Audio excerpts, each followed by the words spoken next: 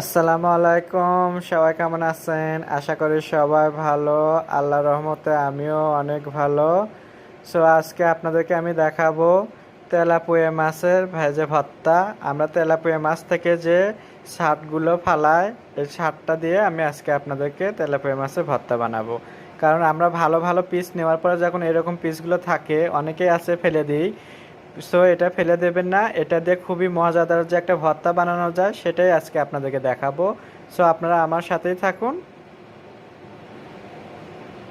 ভর্তার জন্য এখানে আমি গোটা রসুন নিছি, এখানে দেখতে পাচ্ছেন আমি পেঁয়াজ নিছি হাফ, এখানে আদা কুচি নিছি, 3টা কাঁচামরিচ নিছি। এখন আমি এটাকে ফ্রাই করা দেখাবো। দেখতে পাচ্ছেন আমি একটা প্যান বসাইছি। এখন আমি এখানে একটু সর্ষের তেল দেবো। দেখতেই পাচ্ছেন আমি এখন এগুলো সবকিছু একসাথে দিয়ে দিচ্ছি, একসাথে এগুলো ভেজে নেব। এটা আমি 2 থেকে 3 মিনিট ভেজে একটু কালার নিয়ে এসে নেব। কালার খুবই সামান্য একটু আমি লবণ অ্যাড করব।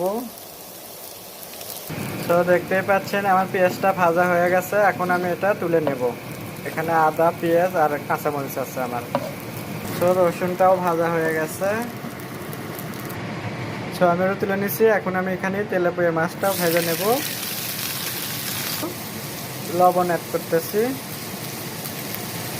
আমি এখানে কোনো হলুদ ইউজ করব না, আমি একটু সাদা সাদা ভর্তাটা করব, অন্যরকম একটা কালার আসবে।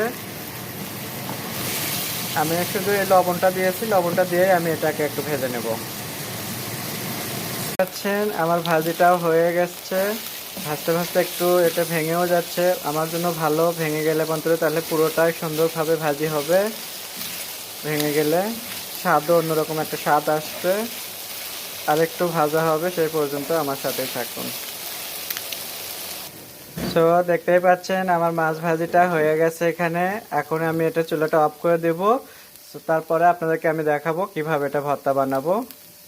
এখন আমার মাছটা ঠান্ডা হয়ে গেছে, এখন আমি ভর্তা বানাবো। এখন আমি এখানে দেখতে পাচ্ছেন অল্প একটু লবণ দেবো, কারণ আমি তো ফার্স্টে লবণ দিয়েছি। লবণটা দিয়ে হাতে এটা খুব সুন্দর করে আমি কষলায় নেব। মরিচ পেস্টটা দেখতেই পাচ্ছেন আমি মরিচ পেস্টটা সুন্দর করে মেখে নিয়েছি। এখন এখানে আমি একটু লেবু রস দিচ্ছি। আর এখানে এক্সট্রা কোনো আর তেল দিচ্ছি না, কারণ আমি তেলটা দিয়ে তো পেঁয়াজটাও ভেজে নিছি, মাছটাও ভেজে নিছি। অবশ্যই মাছ ভর্তা সবসময় আপনারা একটু লেবু দেবেন। লেবু দিয়ে মাছ ভর্তাটা করলে খুবই মজাদার লাগে, খুবই মজার। আশা করি আপনাদের ভালো লাগবে। আমাকে এভাবে ফলো করবেন। আমি আপনাদেরকে নতুন নতুন রেসিপি খুবই সুন্দর দেখাবো। খুবই সুন্দর একটা কালার হয়েছে আমার ভর্তার, দেখতেই পাচ্ছেন। আমি এটা পুরোটা এখন মেখে নিচ্ছি।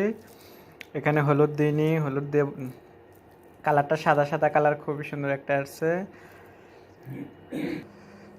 আপনাদের ভালো লাগলে আমাকে অনেক সাপোর্ট করবেন, আমার ভিডিওগুলো কমেন্ট আর শেয়ার করবেন। আল্লাহ হাফেজ।